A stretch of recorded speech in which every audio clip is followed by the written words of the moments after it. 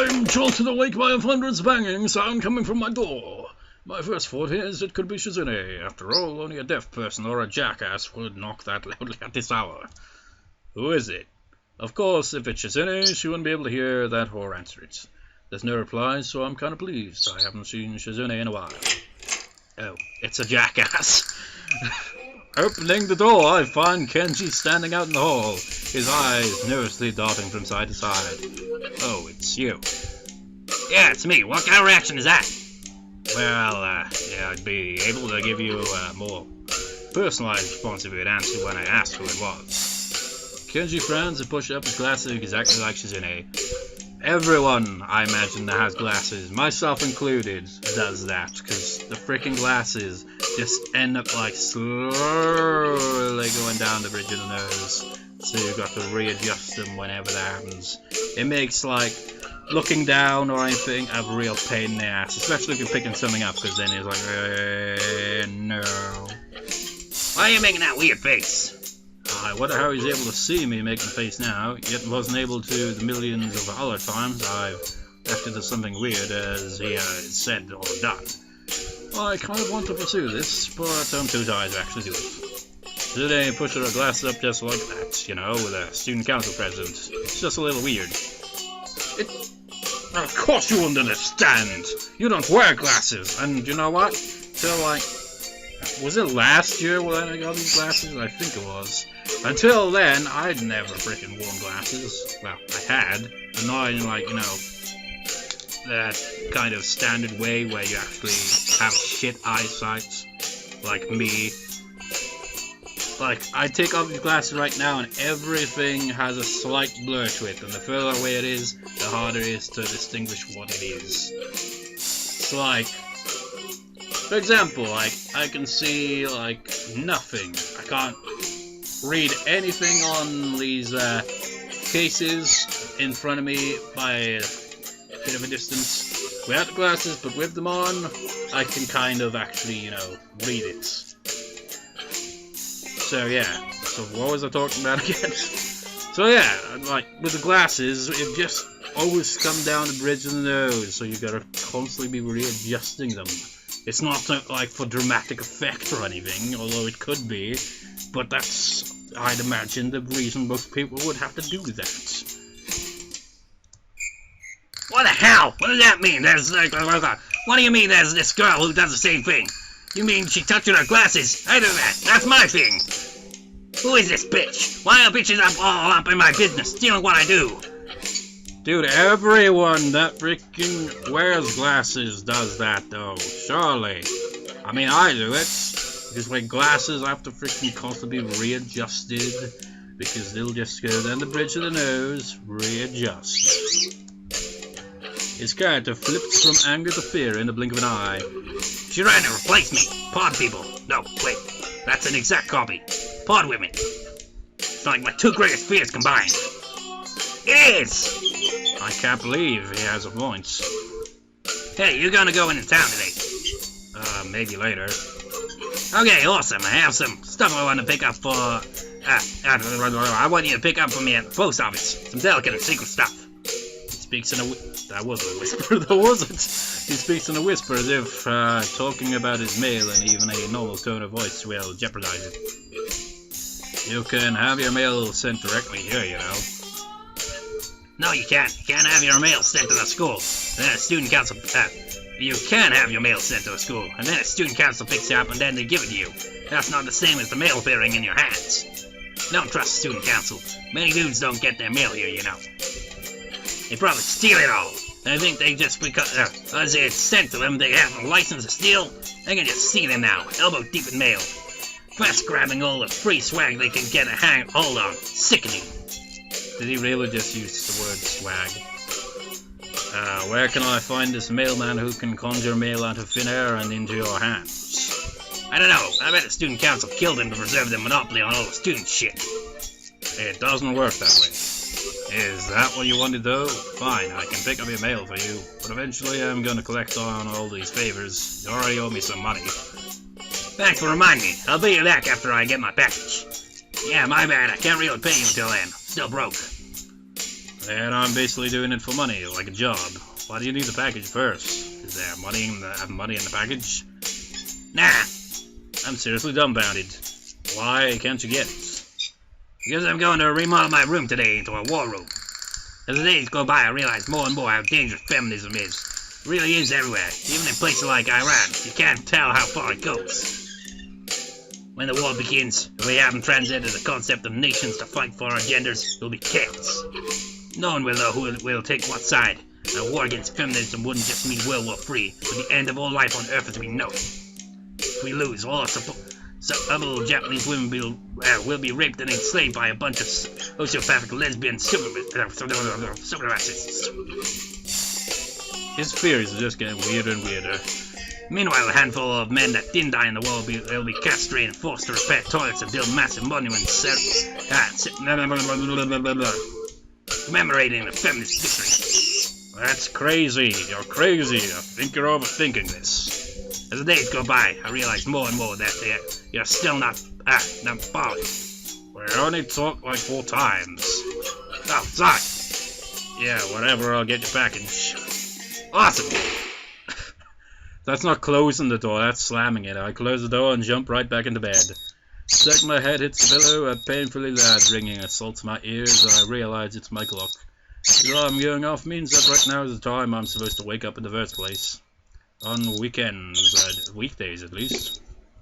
I pick it up and throw it without looking up. It gets wedged between the bed and the wall. The noise not stopping. In fact, it seems to grow louder. You idiots! By the time I'm able to pry it out of there, I know I'm not going to be able to go back to sleep. The only thing I can think of doing now is going into town and just getting Kenji's stupid package, but it's too early for that. After showering, I take my medication. I'm actually very hungry today, since I went without dinner yesterday, and before that I had just a very light lunch. I ate the pills, chopping on them like a leg of lamb. They're unbelievably bitter and disgusting.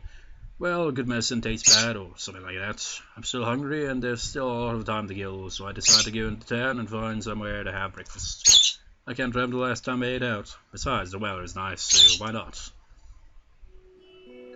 I'll walk into town as long as I remember, possibly because it's been a while, and probably because I rarely come here alone. There are barely any cars on the road because it's so early in the morning, making it unusually quiet. The first thing I do is start looking for a place to eat. Immediately I think of the Shanghai, but I want something more substantial than sandwiches or cake. Since it's so early though, I decide to get Kenji's package first. Picking it up at the post office doesn't take very long, but the moment I see it, I'm enraged about what a pain in the ass it will be to carry this thing all the way back to the school. The box is huge, you need 2 hands to hold it. Insultingly, it's not even very heavy. I was thinking of wandering around for a little while, but with this thing in tow, that's going to be a real problem. I guess the Shanghai is my only option now. It's your only option because, well, they couldn't be asked to run another place. Or take the picture in another place and make it, I don't even know what the effect would be called. I can't think of it on the top of my head, but I think that's probably what they did. Everything else is closed, and the ones that aren't are all have about the same menu. The fact also makes me want to throw some more business Yuka's way.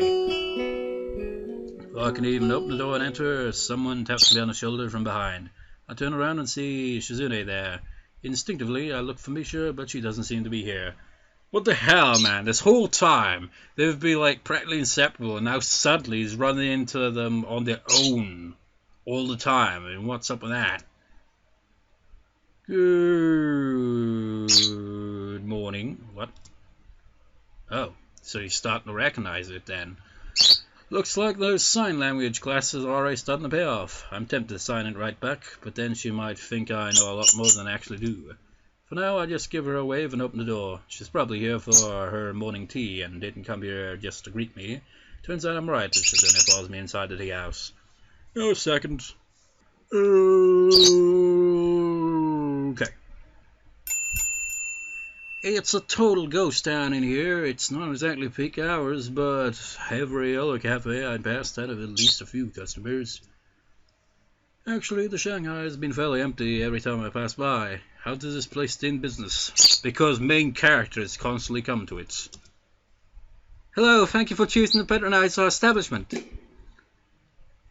Yuka bears with the force of a falling axe, and her head collides with the box in my hands, launching it towards the floor. Oh no, I'm sorry, I'm really sorry, please forgive me! It's okay, and you don't have to do that. Hello, thanks for choosing our shop thing since we know you. But it's part of my job. You're here early, what can I get you?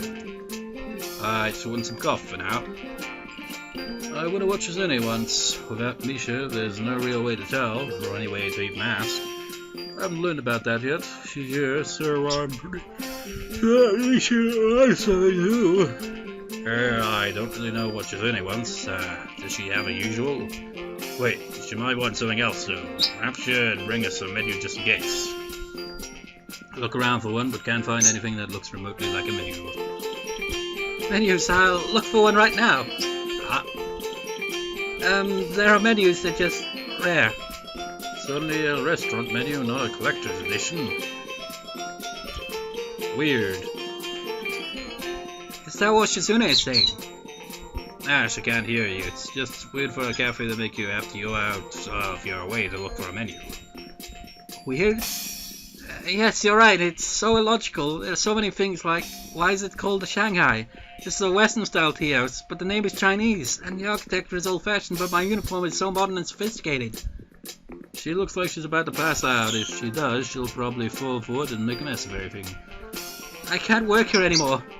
What a bad place for a circular train of logic to end up. Oh, come on, that kind of stuff is what sets this place apart. A lot of cafes around here, you know. I think it's charming, really. Please don't quit. Business is good here, isn't it? Not really. See, I think this is a good job for you. It suits you. You shouldn't quit. I've never had to defuse this kind of crisis before. Eventually I managed to calm her down and convince her that I'm sure Shizune just wants what she usually orders here. Yuko walks away to get our drinks, and by then Shizune's already picked the table.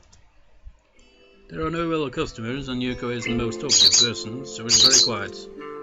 It doesn't really bother me, but I wish that there was some way we could communicate. There are still a few moments when we're alone. Sometimes it seems like they are one. Now it's just me and her, and I'm unable to understand her or have her understand me. It's terrible. You don't have your little notepad today. I know it's the weekend and all, but it's not like you to be unfair. Well, that's fine. I don't really like using it anyway. Still, it's come in handy now. Shizune starts signing in short bursts, punctuated by her stopping to take a sip of tea. It's strange how she doesn't make the slightest attempt to change how she normally acts. I'm talking to her for the most part because I'm not used to long silences. I briefly wonder if it's the same for her. In a way, however, it seems unlikely. I think it's more that she is the type who doesn't change how she acts for anyone. Hey, it seems like Misha joined the student council because of you. It makes two of us, you know. I'm only here there because you forced me into it. Well, already forced, I guess. If it wasn't for you, I wouldn't have joined. That sounds slightly romantic, and I find myself blushing a little. I feel like such an idiot. Well, you are talking to a deaf person, so, yeah. Oh, I still don't know why you joined. It should have been the first... why? I still don't know why you joined. It should have been the first thing I asked, respect. But I'm really curious. I'll have to remember to ask Misha sometime. It's nice to talk to you, even if you can't understand me. I wonder if it's the same for you. That would be really great. I don't think sign language will ever be as natural to me as Misha makes it look, but it's got to be a step up from using pen and paper, right? We've both been finished with our drinks for a while, and Shizune's eyes fall upon the box sitting in its own chair by my side. I'm just picking it up for someone, it's not mine. Shizune pulls it close to her and tended to open it, and my heart almost leaped out of my throat. Can you imagine that physically happening? That'd be fucking weird. I quickly try to pull it back by wrapping my leg around the leg of the chair. What the hell, don't open it! You can't just open other people's mail, that's not legal. No! Once she gets going, there's almost no stopping her. Eyes filled with excitement, she looks ready to fight me over this stupid package, and I realize just how fast this could turn into a game of tug of war. I am almost out of my seat now and wave my arms like an air traffic controller before she finally settles down. Shizune pouts, not pleased with having her curiosity checked, and gets up to leave. It's about time too, I guess. We've been here a while. I protectively pick up a box before standing up myself. Suddenly, she turns her fingers excitedly and pulls out a marker from her pocket and starts writing on Kenji's box. Yeah, I remember now. I can't quite remember exactly how this scene plays out, but I was thinking when he brought the box in and Shizune and all that, I remembered that she wrote something on the box at some point. Hey, what are you doing? I said this isn't mine. Hey! I can't even see her with it blocking my vision. Fine, at least let me put it down first. I have to read whatever she's writing anyway. I'll help you carry it. It doesn't seem like she's finished though, and Shizune draws a fierce line afterward to signify that there's a catch. But it's a game. The first one to stumble loses, and the loser has to carry it the rest of the way by themselves. That's stupid. There's a 50% chance I'll end up carrying it myself anyway. Actually, I feel pretty stupid myself right now. I just forgot you can't hear me. I stopped up and shook my head. I wonder what Kenji will think of this. I can't understand her at all, but she's coming across very forcefully. It's clear that she thinks this is a great idea. Well, if she drops the box or something, she'll have to carry it. That would make things a lot easier for me, obviously. The odds are 50-50 then. It's probably higher than they would be for any other plan of hers. Alright, I'll take it. Thinking about it, I'm not sure how we should do this. Then Shizune grabs hold of one end of the box and lifts it up, and I take the side that she isn't holding. Is this even right? Very uncomfortable to walk like this. Exactly the point. We leave the cafe, and I find myself hoping that the streets are still devoid of people. Hugo seemed confused as to what we were doing. I imagine it only gets worse as more people cease. Shizune doesn't seem bored at all while walking with her arm at this unnatural angle. She just grins and confidently and periodically makes some kind of weird gesture. There are people staring at us as time passes, and the usual morning crowd begins to fill the streets. I feel silly, but I'm sure that if I give up, Shizune will take it as a sign of surrender. I can't allow that, because I think I'm doing well so far. Initially, I just write Shizune's little hand signals off as her preemptively gloating, but I catch on quickly that she's actually signaling where she wants to go. It dawns on me that this isn't a competition. It's not much of a challenge, first of all, and second, it's really more of an exercise in teamwork. It's just that Shizune has made a punishment for failing instead of a reward for doing well. Our fingers touch under the box and Shizune moves her hand away, almost dropping her side of the box in the process. Well, that's game over for her. She doesn't look very happy. Does she think I did it on purpose to make her lose? If she does, she isn't making a big deal out of it. All's fair in love and war. I feel like I should take it from her and carry it myself, but she pushes me away when I try. She glares at me as if to tell me off, but she can't. With that box in her hand, she is basically gagged. A sad expression flickers across her face for a second, maybe on realizing that and having to acknowledge that there are some limitations she has to deal with after all. However, she is still as prideful as ever, even when it's to her detriment. She wouldn't accept letting me allow her to skip out on the consequences of her bets. Anything is fair during the game, but the results have to be on to the letter, huh? So there is an interesting type person. The march back to the dorms is uneventful. Shizune passes the trip by shifting the box around occasionally like a giant Rubik's Cube. Looks like an old game she has invented to amuse herself. It can't be good for whatever's inside, but I don't care enough to stop her. This isn't like freaking Ace Ventura, that one scene in the first film. It's just, I'm gonna freaking watch that on YouTube after this recording, honestly. Maybe this is how she deals with things, by making everything into a game. It's hard to say for sure, though. You know, I kind of, well, relate to it to an extent anyway. It's like, anytime I'd be at a gym, I'd look at it as that. I just look at the stats and all that, and just okay, I will get it, we'll travel this amount of distance. Come on, travel! Just or just like want to continue this pace of speed for a set amount of time, and then relax. Speed it up, and then relax, and so on. And then, well, not really much good on the freaking treadmill though. It's more of, okay, only really look at it as like a game at the very end. It's like, okay, speed up for like freaking 10, 20 seconds. Just like going 15 minutes, because I usually go on there for like 15 minutes at a time. And it's just like exhausting, man. My legs feel like twigs afterwards. Maybe this is how she deals with things, but ain't everything to give. It's hard to say for sure though. Seems futile to try to second ally Shizune. In the short time we've known each other, I've been surprised on a fair number of occasions. I noticed Shizune shivering, the wind is picking up, when the school is pretty high up. It makes sense that she would be cold. I gave her my jacket though, would she reject it? I take up my jacket and drape it across her shoulders before she has a chance to protest. Her shoulders are slim and delicate, so much so that I want to let my hand linger on them. Shizune flinches when my fingers brush against her, understandably surprised. Sorry. Her fingers dance slightly over the surface of the box, and I think of taking it from her, but I doubt she would let me. Shizune makes a quick gesture with her hands as best she can, pausing a bit afterwards as if wanting to say more. I'm sure that what she means is thank you. I'm glad that I was able to catch it.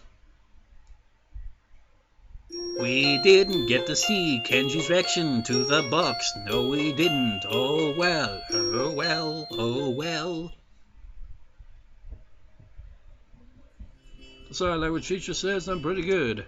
I try not to think about it too much, but the truth is I'm boring over it so much lately that it's hard not to keep coming back to at least a couple of times a day. I guess I'm picking it up faster than expected, but it's still not enough. I understand it just fine. Understanding it is simple. Well, I have to put my mind to it to read it, but it's easy enough when I do. The sign in itself is doable, I just need a little more practice. However, trying to do both at the same time, even at half the speed Misha does it, it's impossible. Where I'm at now is good for my level, but in order to reach a point where I'll be able to really converse with Shizune, I'll need more work. I'm doing my best to get to that point one step at a time by doing as much studying as I can squeeze in during lunch. I look up from Introduction to Japanese Sign Language to check if Shizune or Misha are around. Japanese Sign Language, so is it like all around the world variations of freaking sign language? That makes it even more confusing then, doesn't it? Of course, since this is taking up my lunch hour, I've had to avoid them for a few days now. What's more, I'll have to continue doing so if I want to keep Shizune from finding out. My back to the corner, scanning the area every 10 minutes. I feel like some kind of criminal trying to evade escape. Every turn she gets, Misha asks me why I want to hide the fact I'm learning sign language from Shizune. Looking back on it, there really wasn't any reason, but now I think I know. If I want Shizune to be able to treat me as the true equal, sign language is an important step towards that goal. If I want to be able to treat Shizune as an equal, then sign language is an important step towards that goal. Wait, what? Didn't he just pretty much say the same thing twice? It was worded a bit different, but another important step is to make sure she doesn't know, so that when we're able to finally speak on equal terms, I'll be fully ready, able to do it right, not like some what? I don't think I've heard that word before. Well, I probably have. I think I've, like, as I said, like, at least with this route, I played up till the point where he actually does, you know, finally try talking to her in sign language. I think that was the point that I got up to, and then the rest will be completely blind. But I'm gonna see how this word is pronounced. A second. Oh wait, I can't do that because no internet connection. Fuck. Whatever. Anything less, I think, would be insulting. She would see it the same way. You know, this is all in his mind, right? I mean, think of this as his voice. Just like every turn she gets, Misha asks me why I want to hide the fact I'm learning sign language from Shizune. Looking back on it, there really wasn't any reason, but now I think I know. If I want Shizune to be able to treat me as a true equal, sign language is an important step towards that goal. If I want to be able to treat Shizune as an equal, then sign language is an important step towards that goal. See, he's pretty much saying the same thing twice. The really important step is to make sure she doesn't know, so that when we're able to finally speak on equal terms, I'll be ready, able to do it right, not like some... wherever that word is. I mean, really? Does anyone ever... It's like uncommon words you think in your mind. Yes, I will think of this thing in my head. Really, you just be like... I don't know, maybe like, I'll be fully ready, able to do it right, not like some idiots. I don't know. I don't even know what that word means. Maybe it's like... incompetent? I don't know. I'm just assuming that the meaning of the word must have something to do with not being very good at something. I don't know. I can't freaking check because the internet's freaking not connected. Anything else I think would be insulting, blah blah blah. So to me, this is the only option, especially now that I've decided to be so resolute as it. Shizune has a huge aura. It's very easy to see her coming or even to sense her coming. Mostly because Misha's hair lights up any crowd she's in like a beacon, and you can hear her laughing from a mile away. Although even if Misha went with her, it would be the same. Her directness and efficiency are core parts of her, so it's no surprise that they come across in the way she walks as well. Due to all these factors, I'm able to put away all my things and put on my best casual face long before they see me and head my way. Hi. Student Council. Student Council! Student Council was the first thing you asked to learn. It seemed like it would come in handy. Well, I suppose, I guess. Yeah, I've been dodging it for a while now, huh? Yep. Well, maybe now you'll be able to tell when Misha's, you know, doing the speaking and not translating. Well, she's always translating, isn't she? Shizune sits down in front of me. You know, actually, that way was like, you know, getting, like, taught a bit of sign language and all that, tutoring and all that from Misha. That was like one of the few times you've actually seen her interacting with Hisao at all without Shizune. So we just see Misha as she actually is, instead of just like kind of being like, so like where does Shizune's personality and Misha's personality, like, because she's always translating, so it's hard to tell when she's actually, you know, well, it's easy as well, actually, never mind, because she'd be like, I don't know, she'd comment on stuff that Shizune says, but that's the point, isn't it? She's like only commented on what Shizune's saying half the time. Shizune sits down in front of me to my right and Misha to my left. It was a mistake putting myself in the corner. Now I'm, well, cornered. In the end, I'm dragged up to the student council room, but I don't mind. I was starting to miss them a bit anyway. In some ways, this makes it easier. Satisfied with having caught me, Shizune doesn't ask me where I've been all this time. Once I stand before the door, I wonder what could be so important that they're so eager to pull me back in. Games. There are more games out than books. This is... You know, I remember the Hanako thing I mentioned? That hasn't happened yet, so there must still be quite a bit of plot that I've seen. Honestly, Hanako's been absent from, like, well, the plot in general, this whole route. This route's only just begun, more or less, but you get the idea, it's been freaking forever. This at least explains why every time I come here, there are stacks of books piled on every table and occasionally parts of the floor. They need the room to put all these games somewhere. Ha ha ha! It's boring playing against each other so much, He-chan, so it's your turn, okay? Okay, it's settled then. I didn't even say anything. He-chan, this is one of the last days we'll be able to take it easy like this for a while. So, it's especially important that we make the most of it, don't you think? Tanabata will be coming up soon, and we'll have to put in a lot of work for that too. So for now, play with us. Come to think of it, it's true. I hadn't even noticed because I've been so wrapped up in waiting to learn sign language. Right on the heels of one festival, a bigger one appears. I wonder if Shizune will try and rip a couple of new members in to help with that one as well. You're right. Yay! He-chan agrees! Let's celebrate! Next time! Because, why not? So, I'll see you next time, viewers. See you next time.